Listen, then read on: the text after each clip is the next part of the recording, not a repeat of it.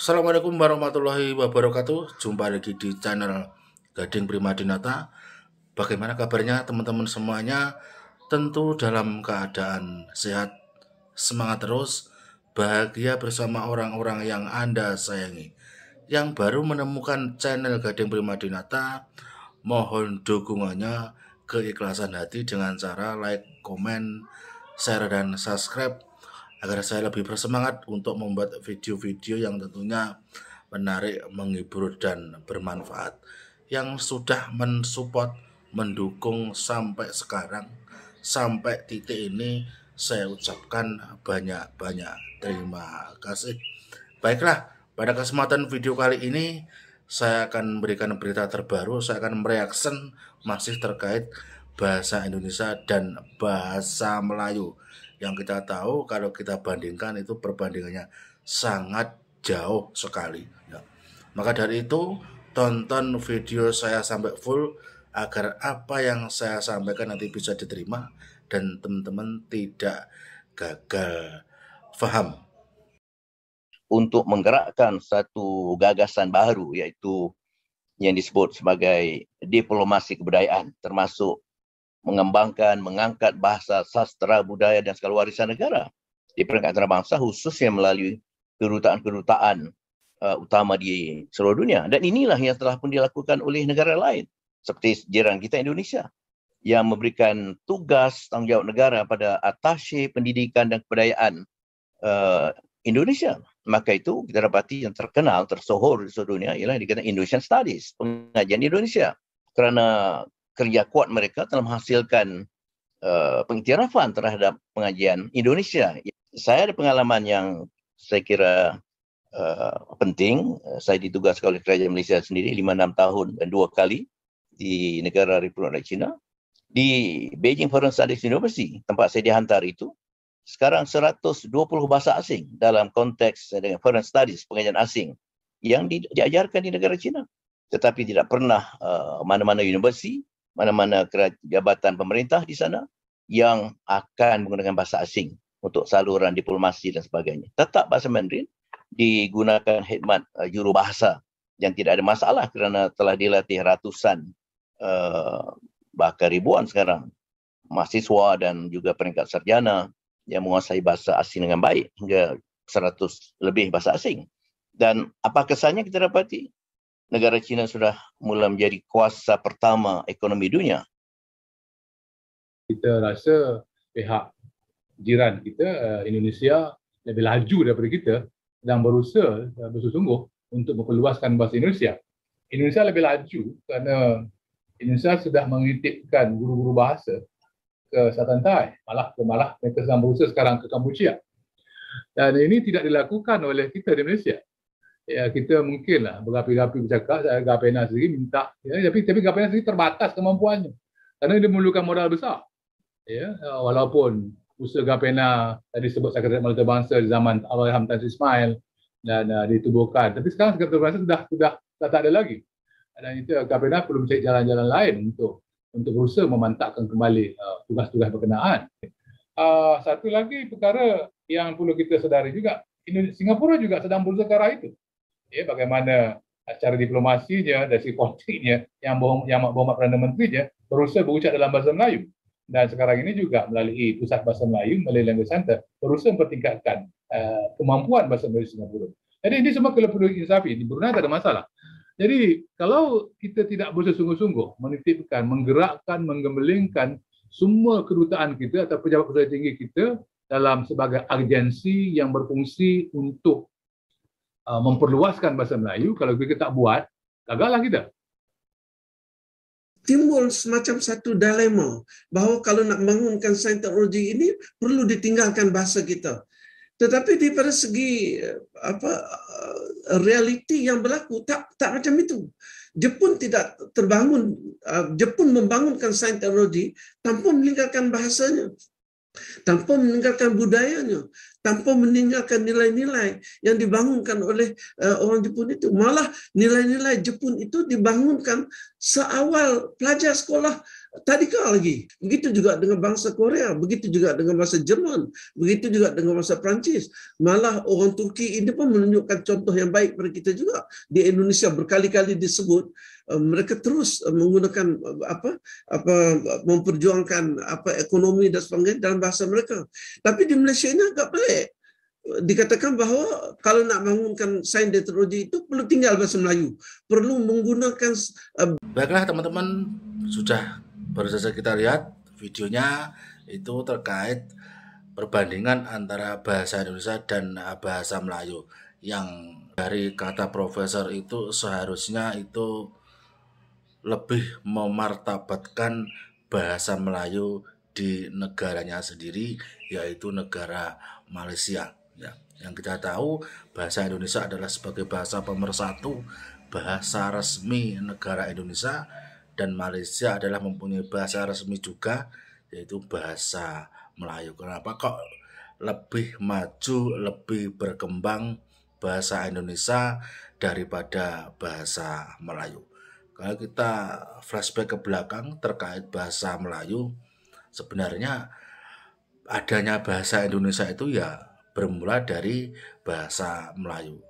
Seiring dengan perkembangan zaman, ya akhirnya untuk bahasa Indonesia itu sampai sekarang itu perkembangannya bagus sekali, lebih maju ketimbang bahasa Melayu.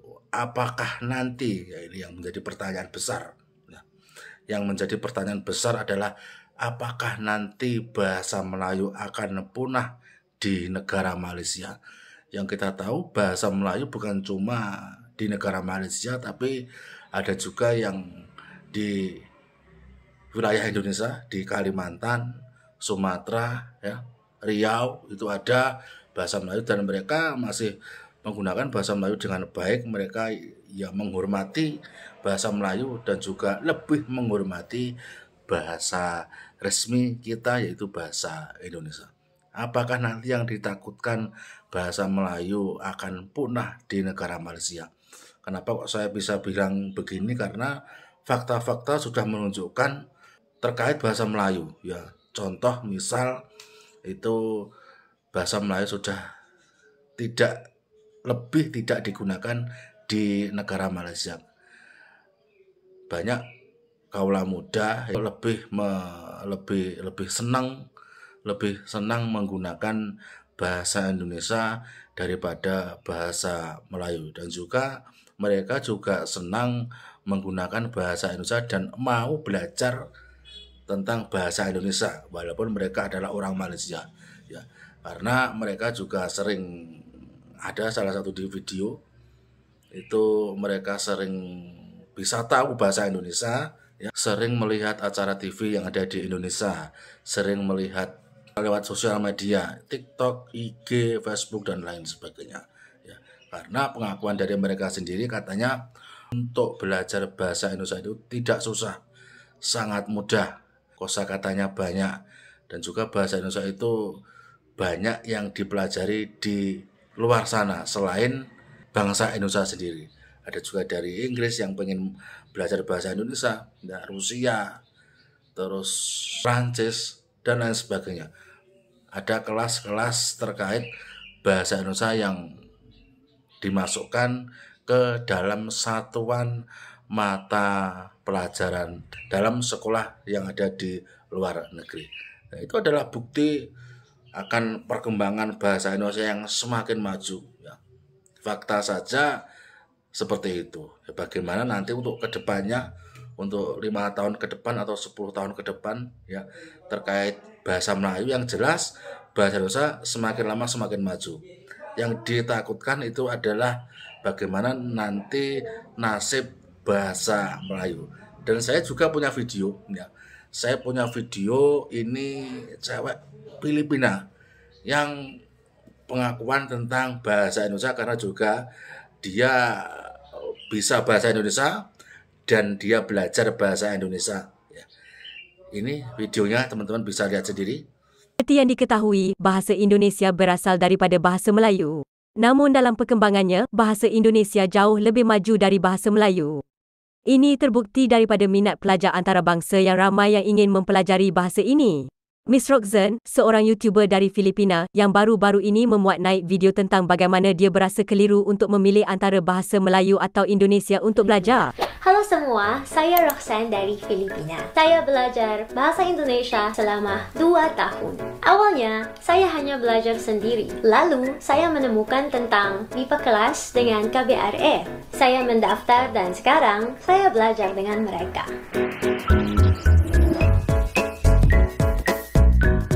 Awalnya, saya tidak yakin bahasa yang mana saya harus belajar, bahasa Indonesia atau bahasa Melayu. Awalnya, saya mau belajar berdua.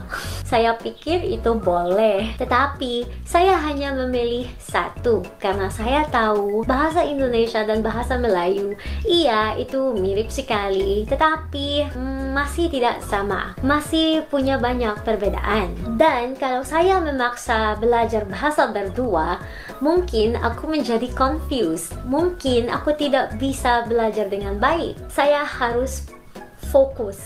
Dan saat ini, saya mau berbagi kenapa saya pilih bahasa Indonesia. Pertama, itu lebih praktikal karena language resources-nya yang tersedia secara online itu lebih banyak. Banyak educational videos di YouTube, banyak language applications yang mengejarkannya, lebih banyak resources untuk bahasa Indonesia dari bahasa Melayu. Kedua, negara Indonesia lebih aktif dengan melibatkan pelajar asing seperti saya. Mereka memberikan kelas gratis, mereka punya kompetisi seperti Indonesian Pop Singing Competitions, Indonesian Storytelling, membuat pidato dan puisi Indonesia, ada banyak. Dan saya sangat bersyukur karena aktivitas itu sangat membantu saya belajar bahasa Indonesia. Dan ketiga, akhirnya banyak orang Indonesia bersahabat dengan orang Filipina. Sebenarnya, banyak orang Indonesia bersahabat dengan banyak orang di dunia. Mungkin itu karena ada banyak orang Indonesia dan juga ada banyak pelajar bahasa Indonesia di negara yang lain. Jadi, kalau bahasa Indonesia menjadi bahasa mendunia, itu tidak masalah untuk saya. Sebenarnya, saya akan senang untuk negara Indonesia. Itu pasti akan mendorong ekonominya dan budayanya. Itu hal yang baik. Namun, kalau itu terjadi, mungkin saya sedikit cemburu. Hanya sedikit. Karena tentu saja, sebagai orang Filipina, saya ingin Filipina juga, bahasa saya juga, budaya saya juga. Tetapi, saya tahu dan mengerti negara saya punya prioritas yang berbeda sekarang. Masih tidak bisa memajukan bahasa kami dan budaya kami seperti negara Indonesia yang lakukan sekarang. Gimana pun, kalau bahasa Indonesia menjadi bahasa mendunia, menurut saya itu ide yang bagus. Ya, itu adalah cewek Filipina yang mau belajar bahasa Indonesia ketimbang bahasa Melayu. Dia juga ngomong sendiri terkait bahasa Indonesia dan bahasa Melayu itu ada kemiripan tapi ada perbedaan yang sangat jauh ya, terkait bahasa Indonesia dan bahasa Melayu. Cukup sekian untuk video kali ini, teman-teman. Terima kasih sudah menonton. Tunggu video-video saya selanjutnya. Mohon maaf bila ada salah kata ya. Assalamualaikum warahmatullahi wabarakatuh.